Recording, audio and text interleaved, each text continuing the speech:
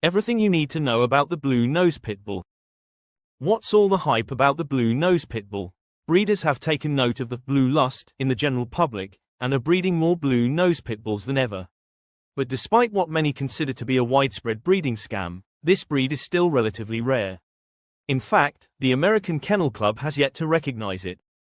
Nevertheless, pitbull non-enthusiasts balk at the idea of more pitbulls roaming the world. The myth, muck, and lore surrounding the Blue Nose Pitbull, and pitbulls in general, is difficult to wade through on your own. Let this comprehensive article be your guide in your quest to uncover the truth about the notorious Blue Nose Pitbull. Here are 7 things you should know about the Blue Nose Pitbull. Number 1. Why the blue nose? Good question. The defining characteristic of a Blue Nose Pitbull is a rare blue-gray hue to the skin, eyes, nose, and toenails. There are even red nose pitbulls, whose skin, eyes, nose, and toenails have an amber tone. And no, these blue and red dogs don't look like little stalky aliens or demons. The striking blue or red coloring occurs when 2 parents with recessive coat color genes breed, which doesn't often occur naturally. After all, pitbulls with these recessive genes are rare, and it is even rarer for 2 to cross the same doggy path. These recessive genes trigger decreased melanin production. Melanin is the important little bugger in the skin that determines skin color. In humans, it is responsible for tanning in the sun. Because so many people prefer unique pitbull coloring, some breeders force recessive gene pitbulls to breed together. If this sounds a little sketchy, it should. But more on this in number 3. For now, you should know that Blue Nose Pitbulls are not a separate breed. They are under the umbrella of American Pit Bull Terriers, which are not recognized by the American Kennel Club. In fact, Chauncey Bennett created the United Kennel Club, the second oldest dog registry organization in the US, to register the excluded American Pit Bull Terriers, who must have felt unofficial and sad. Number 2. The blue nose comes at a price. Remember how I said that Blue Nose Pitbulls are rare because the recessive gene is uncommon? Well, this creates a dilemma for backyard breeders who want to cash in on blue lust. How can they sell more and more Blue Nose Pitbulls if there is such a limited gene pool to begin with?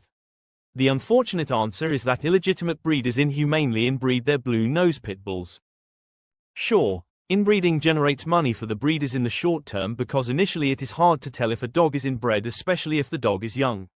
But inbreeding can create major long-term problems for the eventual owner because it leads to health problems such as immune disorders, cancer, grass allergy, heart disease, and cataracts. Not only that, but because of their low melanin levels, Blue Nose Pitbulls are susceptible to immune and nervous system dysfunction, such as deafness, poor vision, skin spots, alopecia, and bad temperament. In fact, because many breeders have a sole, driving focus of producing dogs with a blue coat and nose, they lose sight of the more important trait, a good temperament. Because of this, too many Blue Nose Pitbulls are born with aggressive or stubborn tendencies. If you want a Blue Nose Pitbull as part of your family, be sure to get one from a reputable breeder. Number 3. Beware of breeding scams and fighting circles. When it comes to uniquely colored pitbulls, scams are all over the place. Breeders advertise that Blue Nose Pitbulls are some special superdog with magical powers that it has used to find the elusive fountain of youth. If this sounds a little far-fetched, that's because it is. Sure, an individual Blue Nose Pitbull might be extra special to its owner, but in general, a Blue Nose Pitbull is simply a pitbull. Breeders jack up the price of Blue Nose Pitbulls, believing that blue lust will drive people to pay the unjustifiable price. Some Blue Nose Pitbulls cost $3,000 or more. Don't pay such a high price. Approach a reputable breeder armed with the knowledge that the Blue Nose Pitbull is not some superdog and pay accordingly. Before choosing a breeder, be sure that the breeder is interested in the overall well-being of dogs. It is a sad fact that the pitbull fighting trade is still alive and well worldwide. Do not support a breeder who takes advantage of the competitive spirit of dogs and forces them to fight one another. These fights are disheartening bloodbaths. Number 4. Try to understand the complex pitbull lineage. If you are confused by all of the different types and terms associated with pitbulls, you aren't the only one. A quick Google search reveals that even so-called experts don't quite know what to make of pitbull lineage. But let's try our best to dig into this. There are 3 major breeds of pitbulls: American Pit Bull Terrier, APBT, recognized by American Dog Breeders Association and United Kennel Club. American Staffordshire Terrier, AST, recognized by the American Kennel Club. Staffordshire Bull Terrier, SBT, recognized by the American Kennel Club and United Kennel Club. All three types are working dogs with similar characteristics because they come from the same original ancestors.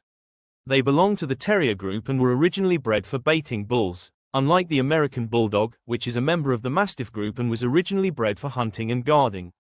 The Blue Nose Pitbull is a type of American Pit Bull Terrier, and it is considered more genetically variable than the American Staffordshire Terrier. For this reason, many people consider the AST to be the more consistent, show dog version of the Pit Bull, and this is why the AST is recognized by the American Kennel Club. Among the first pit bulls registered with the AKC was Petey the pup from the Little Rascals. Another reason that the American Kennel Club stays away from the APBT is that the term pit bull sparks controversy. In fact, each year there are many calls for legislatures to ban pit bulls and other aggressive breeds.